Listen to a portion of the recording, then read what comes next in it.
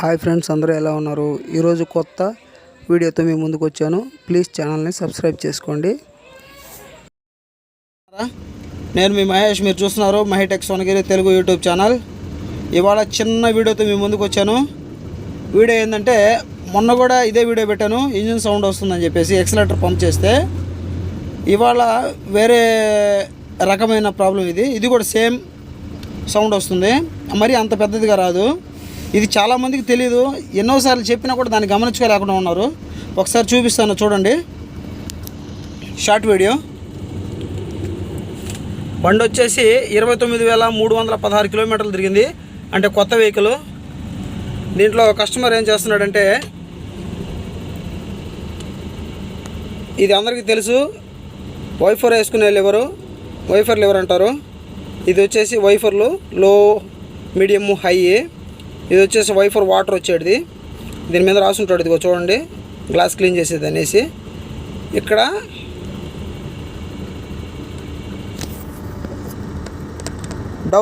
Down అని ఉంది కదా, కిందకి వేస్తే ఈ సింబల్ వచ్చేసి 4 ఇండికేటర్కి చూడండి. ఇదిగో 4 ఇండికేటర్ వెలుగుతూ ఉంది, 4 ఇండికేటర్కి. అదే మనం దీన్ని పైకి అన్నామంటే 4 ఇండికేటర్ ఆగిపోతుంది. దీంట్లో ఇంకొక ఆప్షన్ కూడా ఇచ్చినాడు, అది గమనించండి. చాలామంది డ్రైవర్లు దాన్ని మిస్ చేస్తున్నారు. ఏంటంటే, ఇక్కడ ఆఫ్ ఆన్ అని రాస్తున్నారు కదా, ముందు కంటే ఆఫ్, వెనకంటే ఆను. ఇదేంటంటే, ఈ సింబల్ వచ్చేసి ఎగ్జాస్ట్ బ్రేకు. అందరికీ తెలుసు, అంటే మెకానికల్కి తెలుసు, డ్రైవర్లకు తెలియదు. కొంతమందికి తెలుసు, 100లో 50% తెలిసి ఉంటుంది. ఇది ఘాట్ సెక్షన్లో, అంటే హిల్ సెక్షన్లో యూజ్ చేస్తారు. దిగేటప్పుడు మాత్రమే యూజ్ చేస్తారు, ఎక్కేటప్పుడు కాదు. కానీ కొంతమంది స్టీరింగ్ ఫాస్ట్గా రొటేట్ చేసేటప్పుడు ఇది తగిలేసి ఆన్లోకి వచ్చేస్తుంది, ఆన్లో పడిపోతుంది టక్కన. దాన్ని గమనించుకోరు. దీనివల్ల ఏమవుతుందంటే, రన్నింగ్లో బండి ఎక్సలేటర్ తొక్కినంతసేపు పరిగిస్తుంది ఫాస్ట్గా. ఎక్సలేటర్ ఎప్పుడైతే వదిలేస్తాం మనము, బండి ఆటోమేటిక్గా వెనక్కి లాగేసినట్టు అయిపోతుంది, వెనక్కి లాక్కుంటుంది.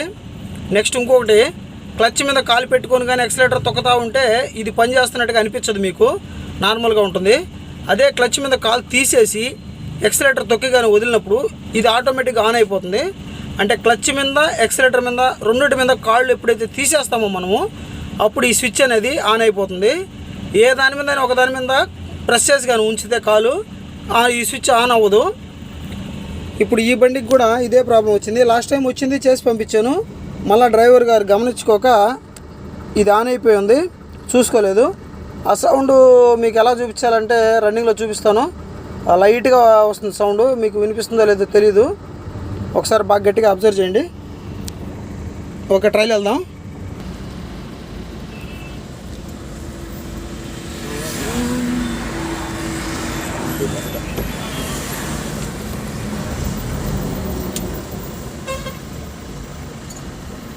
ఒక్కసారి నా ఈ స్విచ్ సైజ్ చూపించు.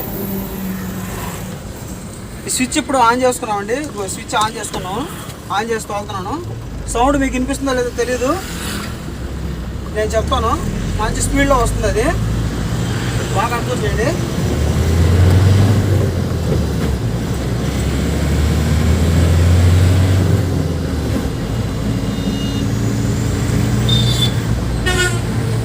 అది ఇప్పుడు వస్తుంది చూడండి, సౌండ్ వస్తుంది.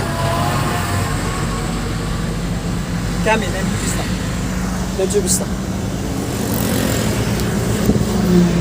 మీకు దగ్గరికి వచ్చినప్పుడు బాగా వినిపిస్తుంది. అది ఇప్పుడు వినిపిస్తుంది చూడండి.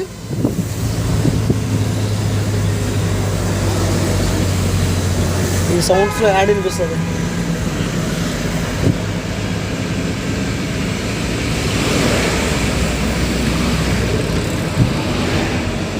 మనం ఇప్పుడు 5th గేర్లో వెళ్తున్నాం, టాప్ గేర్లో వెళ్తున్నాం, స్పీడ్ 60లో వెళ్తున్నాము, 60 km/h. అది ఇప్పుడు వస్తుంది చూడండి సౌండ్. ఆ సౌండ్ వచ్చినప్పుడు ఇక్కడ మీటర్ బోర్డులో మీరు గమనించండి బాగా. మీటర్ బోర్డులో సింబల్ వచ్చింది చూడండి, అదో పైన సింబల్. నేను మళ్ళీ ఎక్సలేటర్ తొక్కగానే పోతుంది, అదో మళ్ళీ ఇప్పుడు సింబల్ వస్తుంది చూడండి.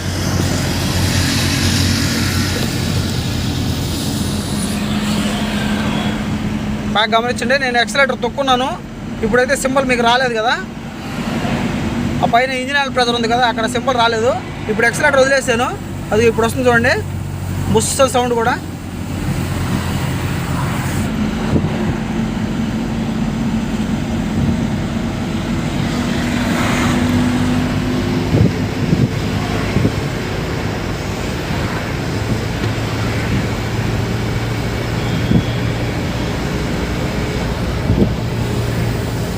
ఇప్పుడు వస్తుంది చూడండి, వినపడుతుందా?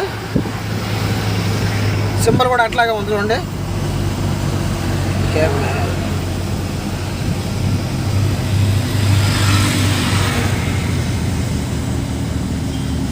సింబల్ అది సింబల్ ఉంది చూడండి, సింబల్. ఓకే, ఇప్పుడు లెఫ్ట్కి వెళ్ళిపోదాం.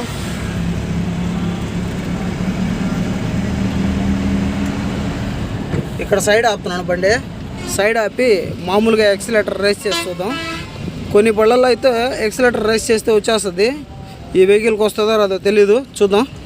BS4లో అయితే రేస్ చేస్తే వచ్చేస్తుంది. హ్యాండ్ బ్రేక్ అప్లై చేసుకోవాలి బండి ఆపినప్పుడల్లా, గేర్ న్యూట్రల్. ఓకే,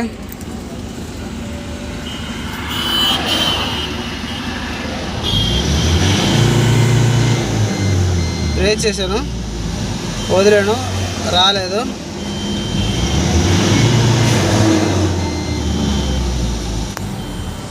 దీనికి రావట్లేదు, రేస్ చేసి వదిలితే రావట్లేదు, ఓన్లీ రన్నింగ్లో వస్తుంది.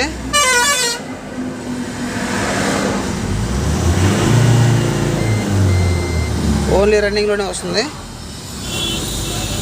టర్న్ అయిన తర్వాత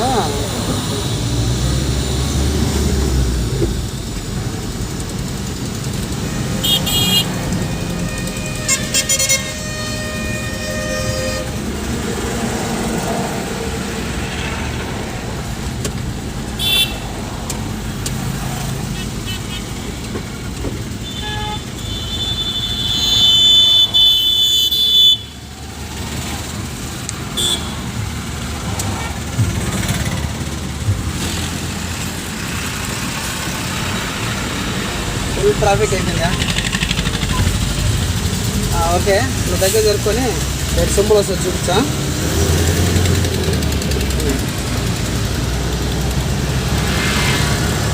ఇప్పుడు ఎగ్జాస్ట్ బ్రేక్ ఆన్ చేస్తున్నాం అండి, సౌండ్ వస్తుంది. ఇదిగో సింబల్ వచ్చింది చూడండి, సింబల్ వచ్చింది, బండి ఆటోమేటిక్గా వెనక్కి గుంజేసింది. సింబల్ వచ్చింది, ఇక్కడ నుంచి చూపించుకోవాలి, క్లియర్ కనిపిస్తుంది. సింబల్ వచ్చింది. ఇప్పుడు నేను ఎక్సలేటర్ తొక్కాను, సింబల్ వెళ్ళిపోయింది.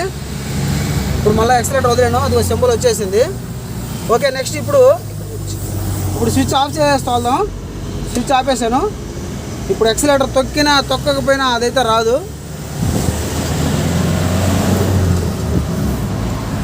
ఎక్సలేటర్ వదిలేసాను, ఇంకో 2 కాళ్ళు తీసేసాను.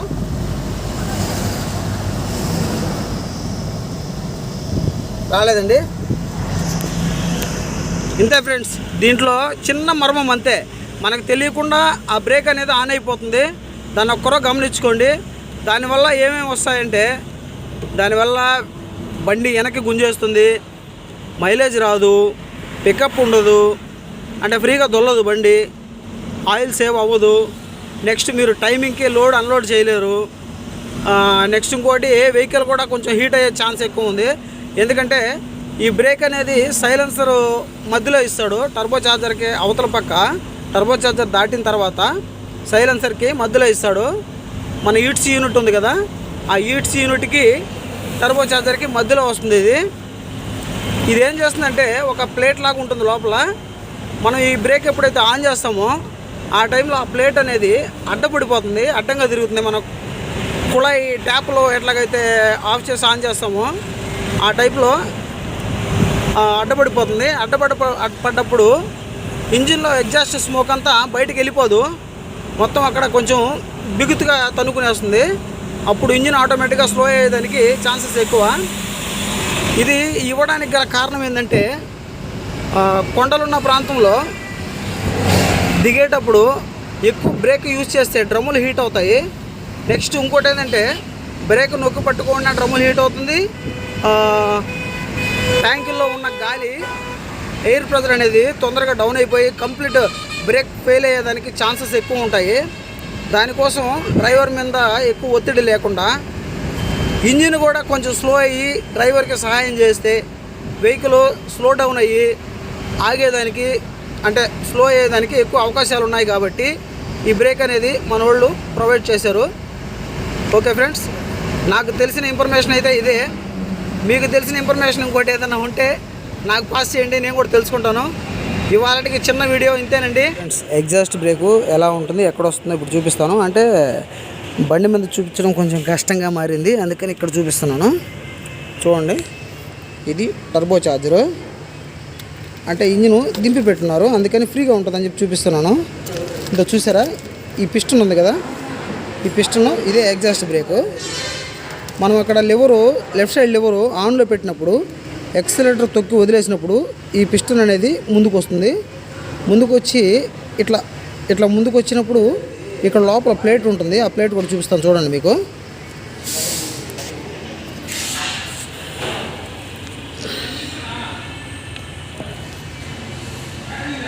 చూడండి ప్లేటు, ఇది ప్లేటు.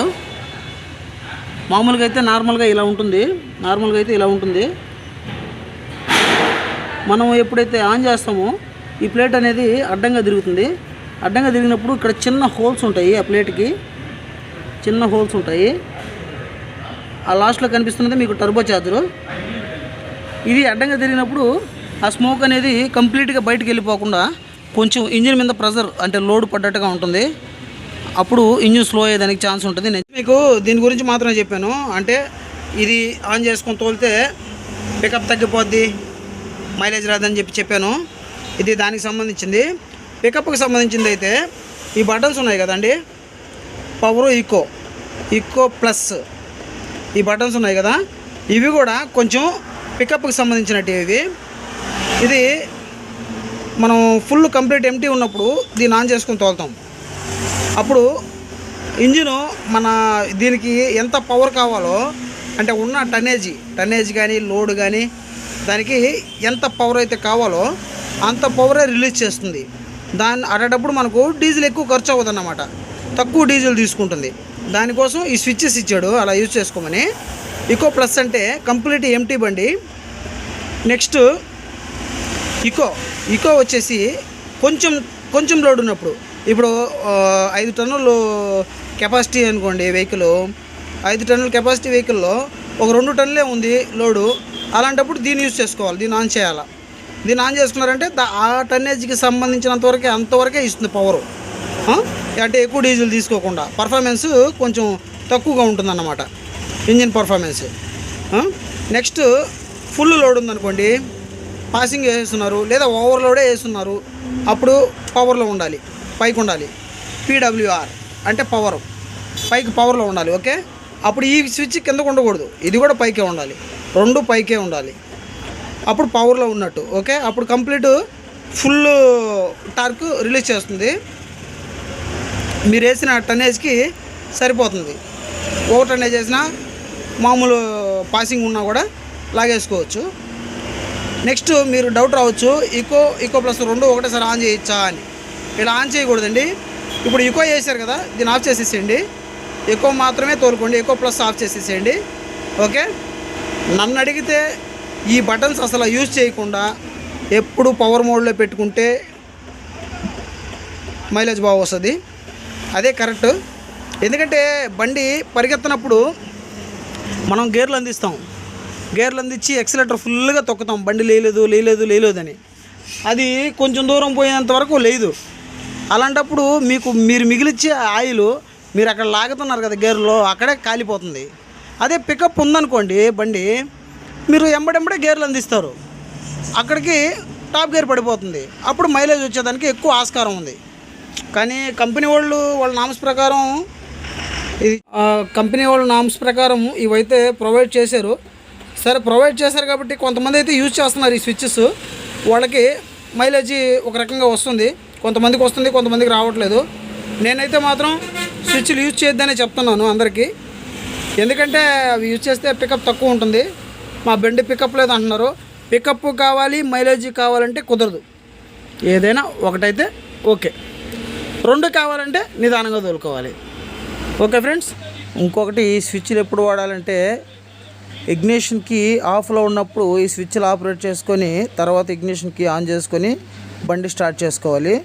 బండి రన్నింగ్లో వెళ్తున్నప్పుడు ఈ స్విచ్లు ఆన్ చేసారంటే అది సిస్టమ్ తీసుకోదు. మీరు వేసినా కూడా ఆ స్విచ్లు అనేటివి పనిచేయవు.